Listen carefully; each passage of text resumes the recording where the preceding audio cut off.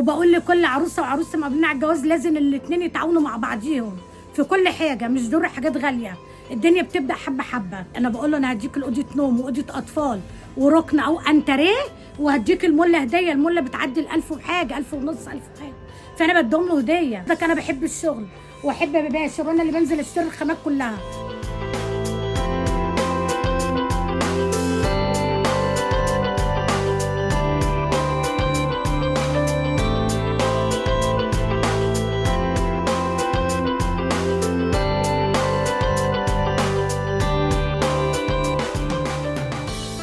مارس شغلانه النجاره دي بقالي 12 سنه. حبيتها ليه؟ عشان ابو العيال ساب لنا الورشه كلها فيها كل الشغل، وحب يسافر الغردقه، شرم الشيخ، فاحنا رحنا ماسكين احنا الورشه وحبيتها. واول ما بدات في النجاره كان معايا الوسطى دوت، هو كان شغال عند راجل عجوز وسبته يشتغل عنده، الله يرحمه عم يجي، فبيروح وبيجي لي، لان كذا شاب بيجي يشتغل معايا، واول ما بيخلص ترحب بيروح ورشه ثانيه. وبقول لكل عروسه وعروسه مقابلين على الجواز لازم الاتنين يتعاونوا مع بعضيهم في كل حاجه، مش ضروري حاجات غاليه.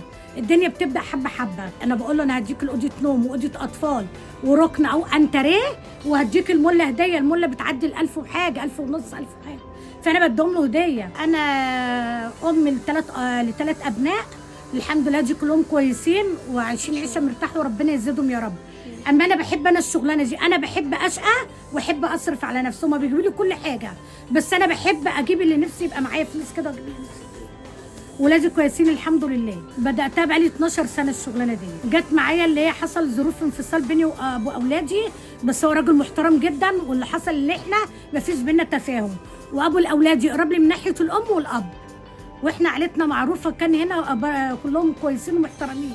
بدات الشغلانه طولي لان كان معايا المعدات والحاجه، وبدانا حبه حبه، خدنا دكانه صغيره وكل دي ايجارات جديده.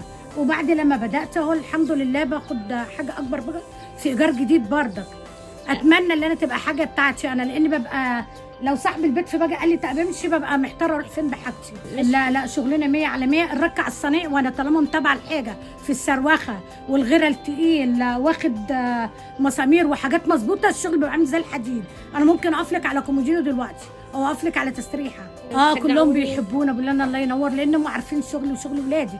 وبعدين اصلا عمام ولادي نجارين وابو ولادي نجارين، يعني انا يعني دي شغل مش واخدينها كده لا، ده اصل اهلنا نجارين. اللي انا عايزه اعرفه، اللي انا كنت موظفه في ساحه الدرب الاحمر، وكل الدرب الاحمر يعرفني. انا ابا عن انا من العمري اصلا، وجدودي اصلا اول ما جم من الصعيد واول ما جم من الشرقيه احنا كنا في العمري، يعني اصلا انا من هنا من العمري، مش جايه جديده بس. وانا موظفه في ساحه الدرب الاحمر رائده حضريه، والرائده تشبه الاخصائيه الاجتماعيه، لان كنا بنكلم الناس على جميع الفئات، يعني المتوسط، المتعلم، اللي مش متعلم، الاميه، كنا بننزل لمستوى عشان نوصلهم ان هم يركبوا الوسيله. وانا طلعت بقالي سنتين معاش، وكنت حبيت ان انا اقعد، لكن انا برضك ما حبيتش ان انا اقعد. انا بحب الشغل، وانا ساعات ما بنزلش بال4 ايام في الاسبوع، لاني ببقى تعبانه جدا، لان مريضه الكانسر معروفه ليه ساعات بيبقى عظمها بيوجعها جدا، ما تقدرش حتى تقوم من مكانها، وساعات دراعي بيورم جدا، وبقعد بيبقى حرارتي بتعدي ال40. بس برضك انا بحب الشغل واحب اباشر، وانا اللي بنزل اشتري الخامات كلها، والتجار بيكرموني، كل التجار بيكرموني، كانوا في العزبه او في درب السعيده، عندها ظروف صحيه او ظروف اجتماعيه او ظروف اقتصاديه، ما تستسلمش للواقع، ما تستسلمش اللي هي عايشه فيه، ما تبصش وراها، تبص لقدامها، وطول ما بتبص قدامها وبتذكر ربنا وكتاب الله والاستغفار وتصلي على الرسول، ربنا بيوصلها اللي هي عايزاه، وبتلاقي جنوده كده شايلاه وبيمشوا لها كل حاجه.